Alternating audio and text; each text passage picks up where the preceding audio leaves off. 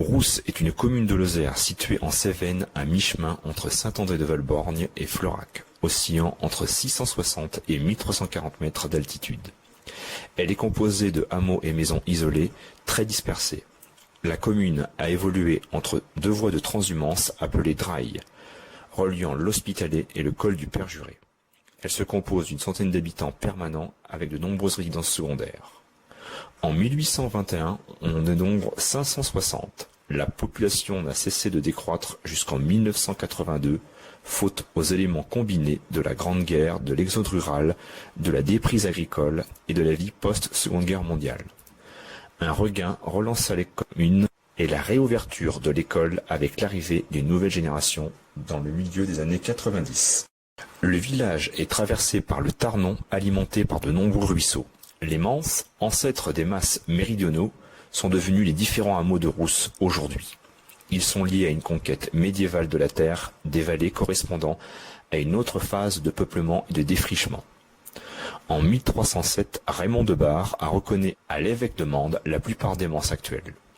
En cette même époque, vers 1338, plusieurs noms de familles de Rousse apparaissent, tels que les familles Rouquette et Ponce. Rousse offre un parfait compromis entre nature, histoire et loisirs. Ainsi, on y trouve un autre temple, bâti en 1821, un ouvrage de type Eiffel, une maison forte datant de 1710 sur les vestiges d'un château, un pont à 3 arches conçu en 1771, ainsi que 3 moulins, dont un principal au Prat-Nouvel et la maison natale du chef Camisard, Castanet à Massevac. Pour les aventuriers, un site de canyoning, une via ferrata, des chemins de randonnée pédestres et VTT, ainsi qu'un raid en septembre, combleront leurs ardeurs. L'histoire a écrit quelques pages en ce pays de la préhistoire à la féodalité, des Camisards aux Maquisards et des Justes de la Grande Guerre à la décolonisation. Un lourd tribut fut payé par la commune et par nos aînés, le monument et les plaques commémoratives en attestent. La vie s'est faite ici au gré des saisons, pour toutes ces générations de Cévenols au rythme des veillées, légendes, dictons, éléments naturels suggestifs et transmission de savoir nous laissant un héritage riche et émouvant. Autrefois, il y avait ici à Rousse 2 auberges, 3 cafés, plusieurs épiceries. Aujourd'hui, une nouvelle dynamique a vu le jour avec la conviction de projets personnels et communaux. Ainsi, un garage, un restaurant, des chalets, des gîtes, un électricien, une entreprise de profilés aluminium, un atelier de transformation et un magasin de viande du pays, ainsi que 3 exploitations agricoles et des professionnels du bois, laissant entrevoir un avenir en forme de passation. La vallée du Tarnon présente une succession de pentes escarpées et de vallées encaissées. Terrasses et murets de pierres sèches représentent un paysage qui résulte du travail acharné de l'homme qui a implanté masses et hameaux à mi-pente à proximité de points d'eau. Il a aménagé par la suite des espaces cultivables autour des habitations et des replats. Longtemps, les bancelles ont été le support des principales activités de ce territoire occupé par l'élevage de chèvres et l'exploitation du châtaignier et des jardins. Aujourd'hui, certains sont entretenus, les autres se transforment en parcours pour les bêtes, du fait de plusieurs décennies de déprise agricole durant l'exode rural. Dans les cours d'eau, souvent capricieux, notamment lors des épisodes cévenols, le castor, la truite, le goujon et le verron affectionnent ces lieux. Dans le Valat d'Avinières, des vieux châtaigniers creux abritent une vie cavicole intense, pour le plus grand bonheur des chouettes, geais, chauves-souris, insectes et écureuils. Sur les autres forêts, sangliers, blaireaux et cervidés abondent.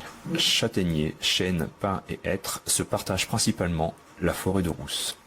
La châtaigneraie dépasse que très rarement les 900 mètres d'altitude, complémentée par des pineraies et chênes formant une couverture boisée quasi continue que trouvent les clairières agricoles et les hameaux. Le chêne privilégie les versants rocheux ensoleillés plus bas à moins de 500 mètres. Sur le versant sud, le hêtre, appelé faillard, est installé à l'étage dit montagnard. Il est en position dominante sur les flancs nord, marginal sur le calcaire et majoritaire sur les reliefs granitiques. Il est régulièrement associé aux sapins. Les pins sylvestres spontanés, eux, sont très conquérants sur les hautes terres et ferment les espaces ouverts. La structure paysagère de Rousse reflète une utilisation au plus juste. Les espaces plats sont dédiés aux cultures et prairies de pâturage et de fauche. On peut y associer le pré-verger, plus rare à ce jour car délaissé au profit du fourrage indispensable aux exploitants. Malgré un climat plus favorable, les hommes ont toujours lutté pour construire avec les pentes. La fontaine publique fut construite par une souscription et une subvention du département en 1878 par le maçon Pierre Chabal de Rousse pour 142 francs et 50 centimes à l'époque.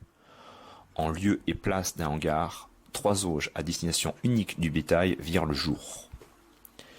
L'habitat de la commune est très dispersé, mais hameaux et maisons isolées sont particulièrement intégrés au paysage pour des soucis ergonomiques, mais surtout pour des soucis d'adaptation aux contraintes locales des temps anciens. Les maisons sont souvent élevées sans fondation et parfois à même le rocher préalablement taillé. La règle générale du bâti ancien, portes et fenêtres orientées en fonction de l'ensoleillement, murs épais, charpente en châtaignier et couverture en lauze. Sous à cochons et fours à pain sont souvent en appentis et petits bâtis proches de la maison. Non loin, ruchers, jardins, fontaines et parfois cimetière familial complètent la structure. Aux abords des hameaux, on trouve des chemins de traverse suivant les courbes de niveau pour rejoindre les parcours, les clèdes, gias et champs. L'agriculture est l'activité qui domine ce territoire rural, lié à une tradition d'élevage agropastoral multimillénaire. Nous trouvons une orientation vers la qualité à forte valeur ajoutée avec des races bovines, ovines et caprines locales, véritable patrimoine. Au terme des années 70, on dénombrait 14 troupeaux familiaux sur Rousse. Il y avait ainsi la famille Bonnet au Gars, la famille Martin à Carnac, la famille Rouquette au Prat-Nouvel, les familles Lager, Poujol et Coudert aux Ablata, la famille Goutte à Montcamp, la famille Aurès à Neyric, la famille Martin au Village, la famille Ménadier au Clos, la famille Ménadier au Roussel, la famille Argenson au Moulin et les familles Martin et Chaz à Massevac. Pour seulement 3 aujourd'hui, mais paradoxalement, il y a plus de bêtes, d'une composition moyenne pour l'époque de 5 à 12 bovins et d'une quinzaine de caprins et parfois des ovins, il y avait ainsi le standard de l'époque pour vivre. En 2016, il en est tout autre. À cela, il convient de rajouter le troupeau transhumant de Cabriac, présent de juin à septembre, avec ses quelques 1500 brebis à dominante railleule, blanche du Massif central ou autres races. Les exploitants de Rousse ont adapté leurs troupeaux aux besoins du moment et créé des entreprises de transformation de marché. La race laitière bovine brune des Alpes et les bêtes croisées furent remplacées dans les temps anciens par la race mixte montbéliarde avec un réel travail de génétique.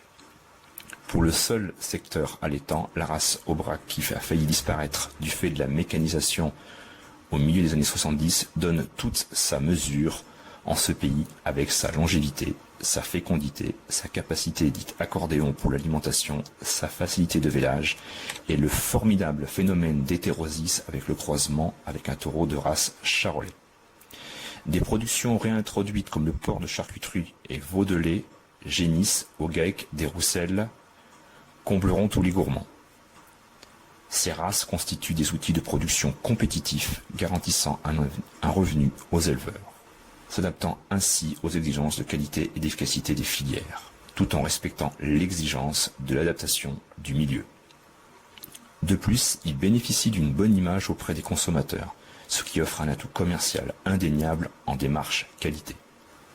Le maintien de ces races locales a permis de pérenniser des systèmes d'élevage en cette zone à très fort handicap, dans lequel le fonctionnement des troupeaux restait basé sur les ressources fourragères et pastorales locales, ainsi que sur l'autonomie fourragère et la mise en valeur d'espaces souvent fragiles où la mauvaise végétation prédomine.